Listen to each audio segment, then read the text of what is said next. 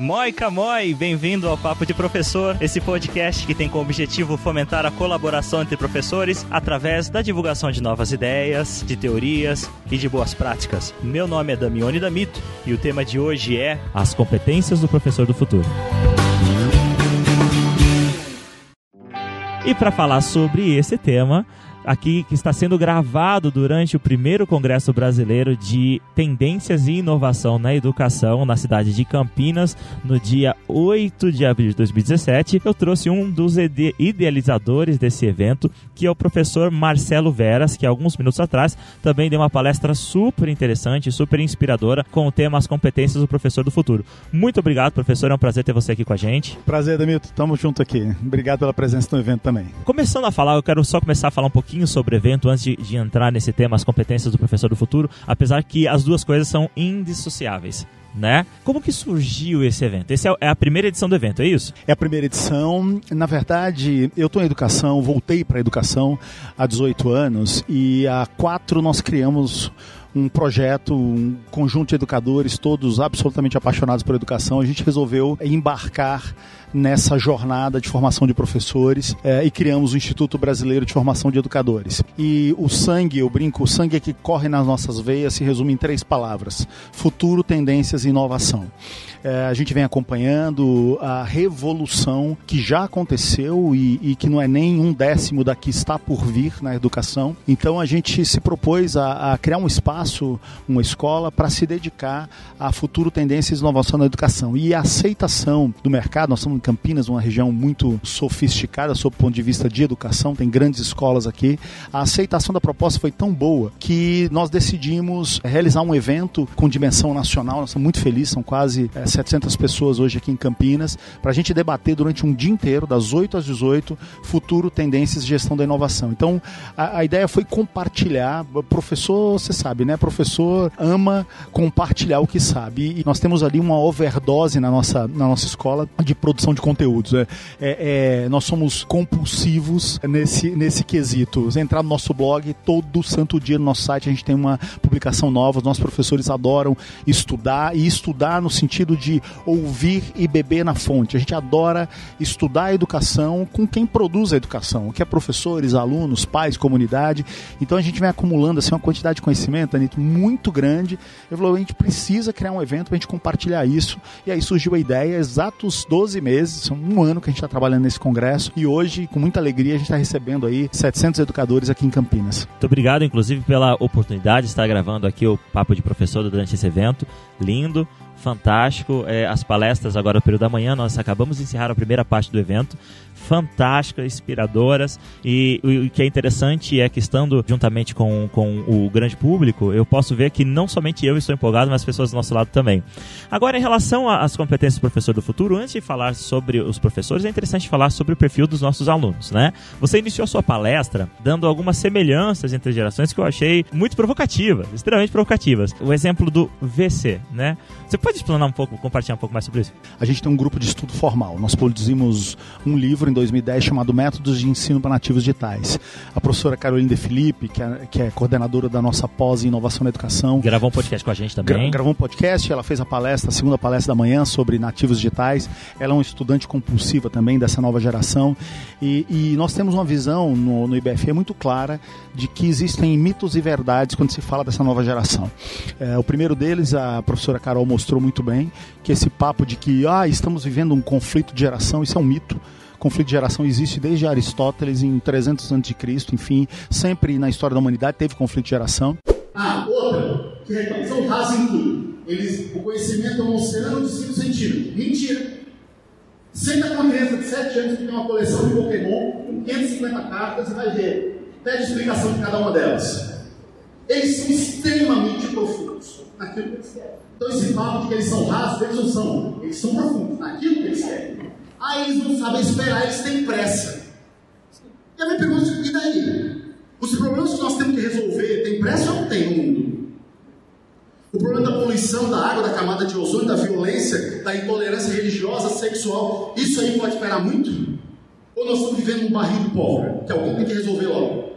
Eles têm pressa sim, porque nós e as gerações que os antecederam acabaram com o planeta. Mas hoje, na minha visão, existe uma lente um pouco deturpada, uma visão crítica exagerada sobre a geração de nativos digitais. Então, o exemplo que você citou aí do você ou do VC é uma das 7 críticas que eu vejo educadores, pais, enfim, sociedade em geral, fazer aos nativos digitais, que para mim elas são absolutamente incabíveis, e eu procurei no início da minha palestra ali, como você bem lembrou, desmistificar um pouco e quebrar esses mitos. Então, dizer que o jovem de hoje, ele assassina a língua portuguesa porque ele não fala mais você, ele fala VC, porque ele não escreve mais abraço, ele escreve AB, isso é uma crítica que não faz sentido, porque você já foi vós mercê e já foi vossa mercê. O bora, que a gente reclama que eles falam, bora, já foi vamos embora e já foi vamos em boa hora. Então esse é um processo ou de evolução ou de involução, cada um faça o seu juízo de valor. Transformação, talvez? De transformação da língua, que não foram eles que começaram, eles estão só dando sequência. A abreviação chegou num ponto extremo agora que incomoda muitos, mas ela vem num processo já de décadas, né?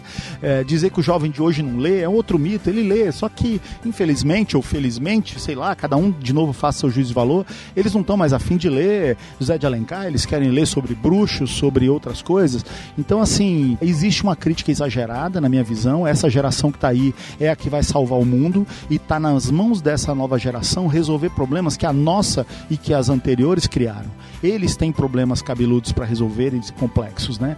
Problema da poluição, problema do trânsito, problema da violência, problema da camada de ozônio, problema do aquecimento global, enfim, e esses problemas não foram produzidos pelos nativos digitais, esses problemas foram produzidos por nós e pelas gerações que nos antecederam. Então, um dos objetivos do nosso congresso é mostrar que os nativos digitais, eles estão aí, eles não tem como lançar essa guerra, até a segunda parte da minha fala foi isso é uma guerra que já nasce perdida, não adianta querer mudá-los, nós temos que usar metodologias ativas e inovadoras, precisamos mudar a forma de enxergar a escola, a sala de aula e o professor, para fazê-los produzir e construir conhecimento junto com a gente.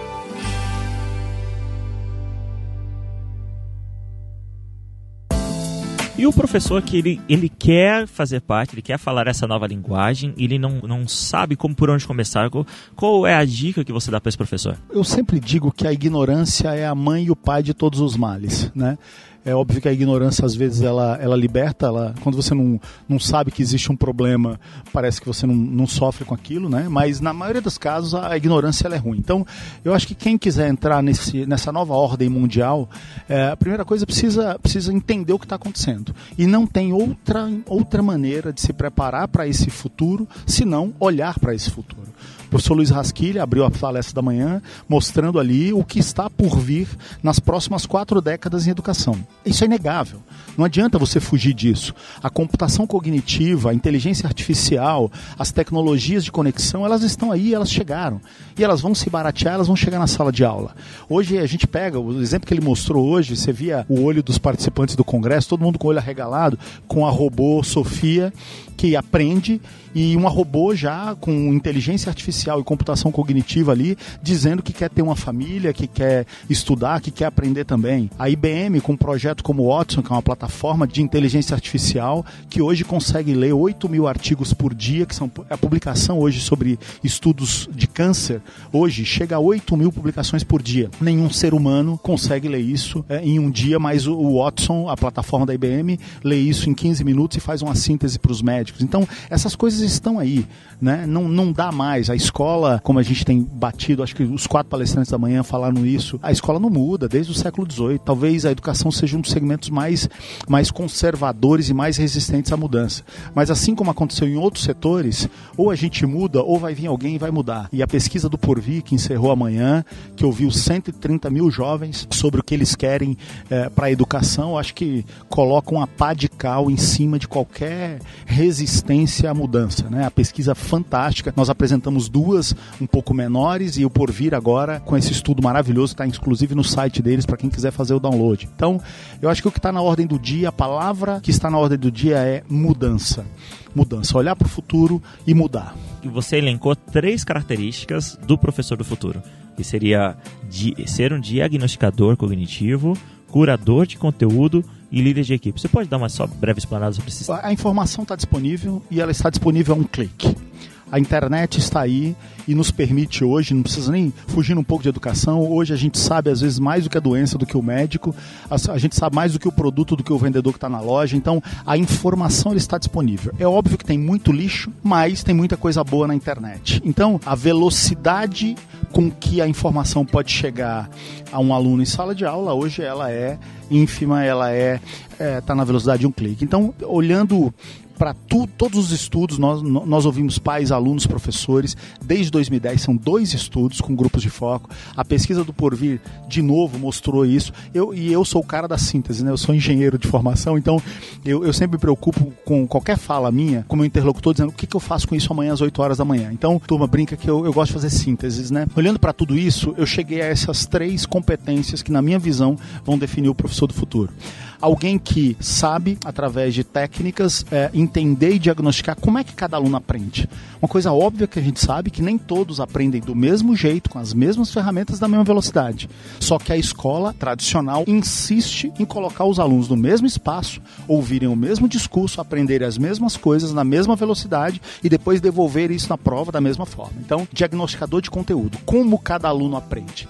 Segundo, e não menos importante, talvez uma das mais nobres das 3, ser um curador de conteúdo. Qual é a única entidade na face da Terra que consegue ajudar um aluno a separar o joio do trigo? A buscar nessa overdose de informação que está aí na internet o que é importante, relevante para o aprendizado dele e o que é lixo, o que é spam, o que é fake, o que não merece atenção. Então, um curador de conteúdos. E por último, está provado que hoje, com a tecnologia, com a conexão e com essa nova plasticidade cerebral dos nativos digitais, que eles querem ser protagonistas. Eles querem ser atores protagonistas na sala de aula. Então, o professor, ele vai acabar sendo essa terceira competência, um líder de equipe, um gestor de equipe.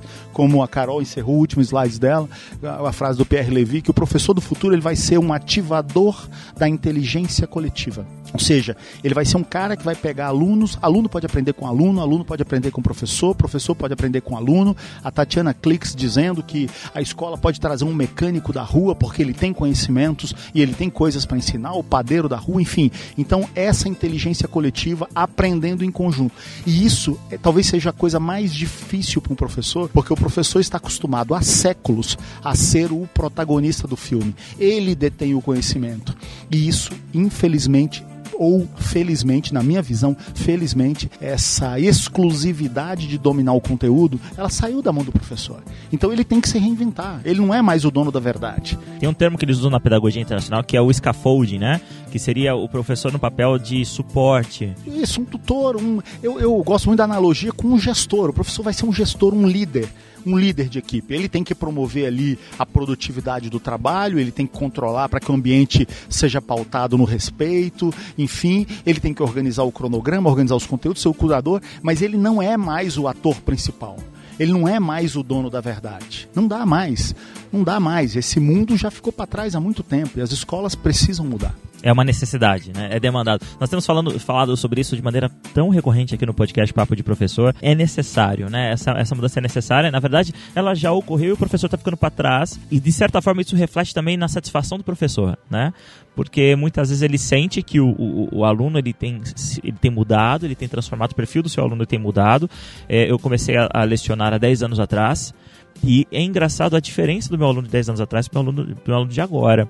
Né? Então, algumas coisas que eu perguntava, algumas perguntas que eu fazia no início das aulas para os meus alunos há 10 anos atrás, as respostas são tão diferentes, né? Eu não lembro exatamente a pergunta que eu fiz, por exemplo, para os meus alunos no início desse semestre, mas eu fiquei assim, abismado, porque a resposta foi tão surpresa para mim e ao mesmo tempo tão óbvia que me surpreendeu. O professor que ele quer se atualizar, que ele quer adquirir essas competências, qual é a dica que você dá? Como que ele pode aí se atualizar e obter essas competências necessárias para essa nova geração? O diagnóstico da educação atual e para onde ela deve ir, eu acho que, tá aí, a informação está disponível.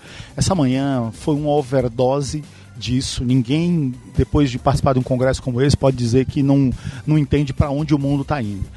Aí agora cada um tem que tomar a sua decisão. Quem quer mudar e quem quer entrar nessa nova ordem mundial tem que abrir a sua agenda e estudar e se preparar para isso. Então, estudar tendências, estudar gestão da inovação, estudar metodologias ativas, enfim. Nós, no nosso instituto, no IBFE, que tem hoje unidades em Campinas, em Fortaleza e muito em breve, ainda em 2017, na cidade de São Paulo, a gente tem um programa, o nosso carro-chefe hoje é a pós-graduação em inovação na educação. Quem vem para esse curso hoje vem para entender quais são as ferramentas, porque a dúvida, às vezes você se convence que você precisa fazer alguma coisa e a angústia torna-se como que eu faço isso, né? Então a gente tem procurado ser um provedor. Agora, quem não tiver esse tempo, não tiver essa disponibilidade para estudar formalmente, é realmente como autodidata participar de eventos como esse. Por que as companhias de táxi não inventaram o Uber? Por que a maior rede hoteleira do mundo não inventou o Airbnb? Então, como eu estava dizendo, acho que o mundo tem provado, esse início de século tem provado, que quando um setor não muda, alguém chega e muda o setor. Então a educação, eu acabei a minha palestra quase com essa provocação, né, em tom de ameaça, que é assim, urge mudar. Ou nós mudamos, ou alguém vai vir e vai inventar uma escola, como a gente já vê algumas iniciativas, totalmente diferente, olhando para o futuro, para as tendências e para as características dessa nova geração, e a escola tradicional vai deixar de existir, como outros setores aconteceu a mesma coisa. Professor Marcelo Veras, muito obrigado pela sua disponibilidade de estar gravando com a gente. Você gostaria de deixar o site ou o contato? Claro. O nosso instituto, o site é IBF, de Instituto Brasileiro de Formação de Educadores, então ibfeduca.com.br. Lá tem um blog com produção de conteúdo quase diária, enfim, todos os nossos programas e nossos eventos. Nós temos uma revista digital também sobre futuro, tendências e inovação na educação. A primeira edição já está lá. Então, enfim, é uma casa de educadores deixando uma contribuição aí para o futuro da educação. Legal, e você que está nos ouvindo, se você quiser participar dessa discussão também sobre as competências do professor do futuro, você pode deixar o seu comentário aqui no post onde você encontrou esse episódio de Papo de Professor. Também nos siga